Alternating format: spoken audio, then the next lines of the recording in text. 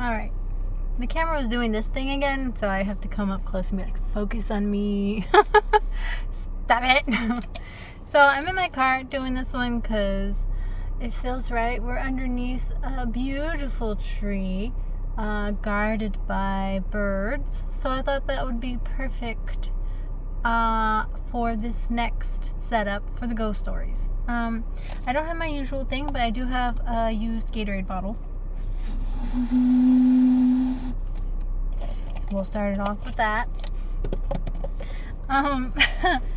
So the family house was haunted. Most of the houses I lived in have been haunted, but this next one, I think, takes the cake on haunted houses that I've ever experienced and lived in, because there was just a plethora of things happening in there, not just the ghosts. Usually it's just the ghosts, and then maybe there's some other weird things. Like the other house had termites, it had giant prehistoric looking cockroaches that could fly at you, it had spider season where the spiders would come in from the fruit trees in the bathroom and then dangle from the ceiling while you shower. They had raccoons and possums, and like it just had a lot of life, but it didn't feel like negative life. It just felt like life because there were so many trees and plants, and it just was just beautiful because there was bees and ladybugs and butterflies, and it was a wonderful experience. This other house was a corner house, and it was like maybe 3 blocks down from the family house.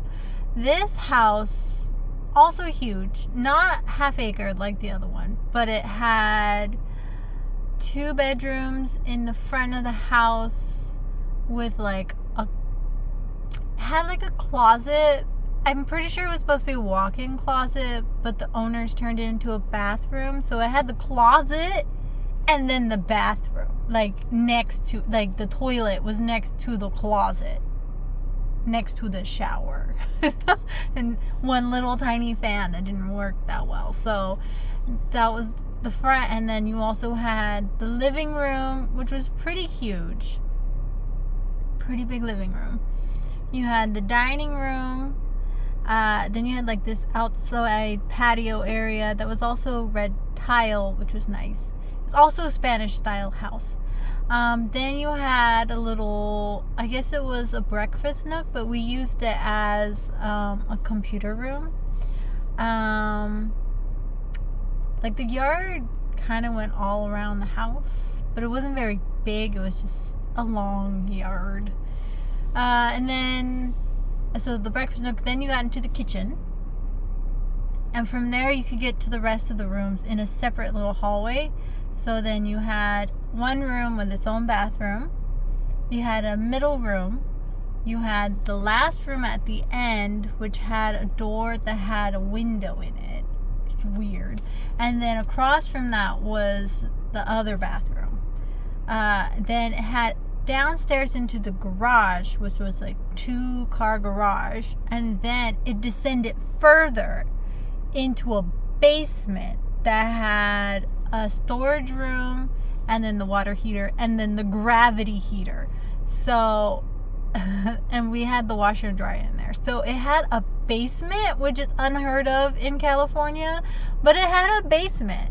And it had an outside shack we never went to, because you could go through the garage to get to it, or you had to start at the front of the house and walk along the back. And then it had another little concrete yard area, and then the driveway. So that was the setup of the house. But there's a tiny hallway from the last bathroom to the back door that had more storage, but it had a laundry chute that went down to the basement. And also had an old refrigerator that had coppered wires into the wall, so we couldn't remove it, and it smelled really bad, so we had to stick oranges in there and stuff to to get the smell out.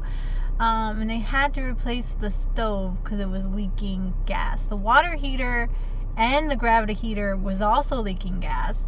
And the gravity heater, if you set the thermostat too far of a degree than what the temperature was, what would end up happening is the gravity heater would explode, shake the whole house, kick out the pilot, and then continue to pump gas through the house.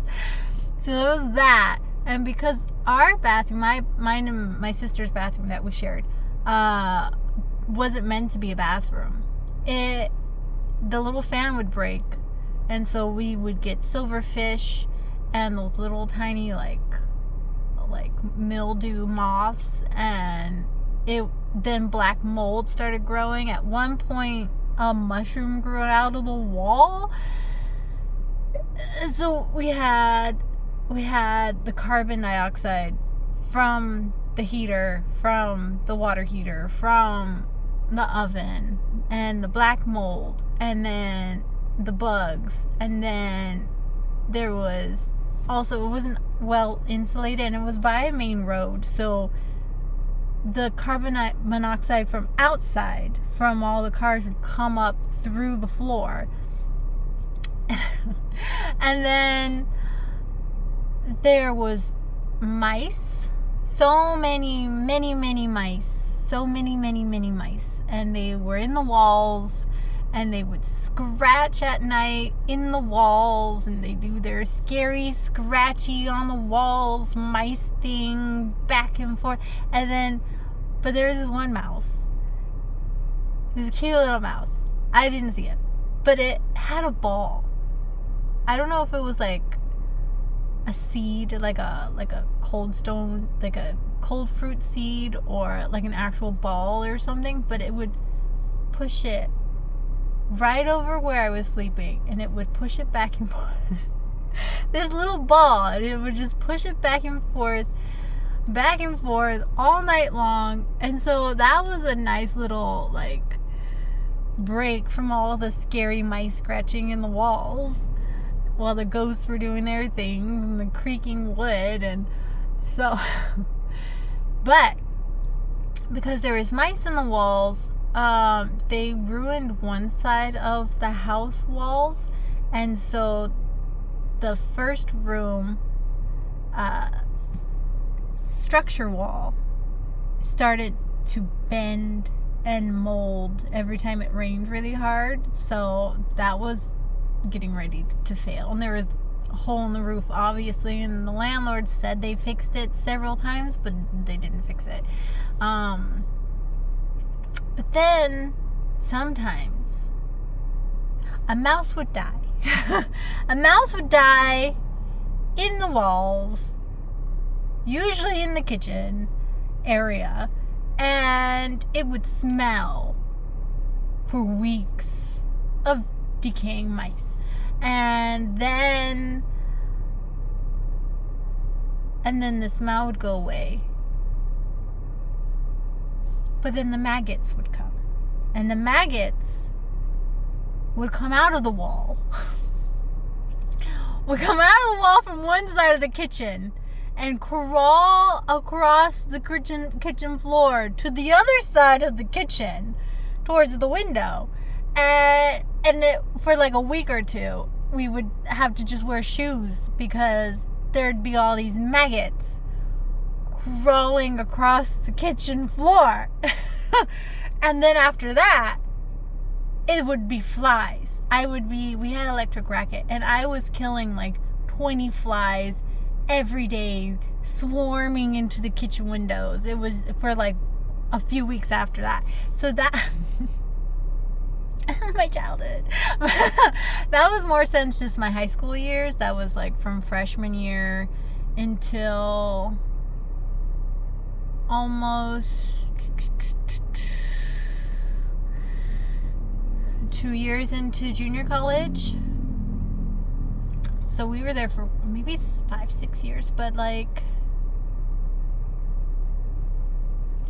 that was the house setup. That was how this house was set up, and then those are all of the things physically going on with it.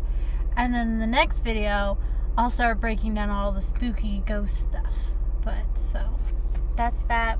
My car's humming like it's mad, so I better go now. But yeah, so have you ever lived in a house like that? Because that was a wild ride for sure. Bye.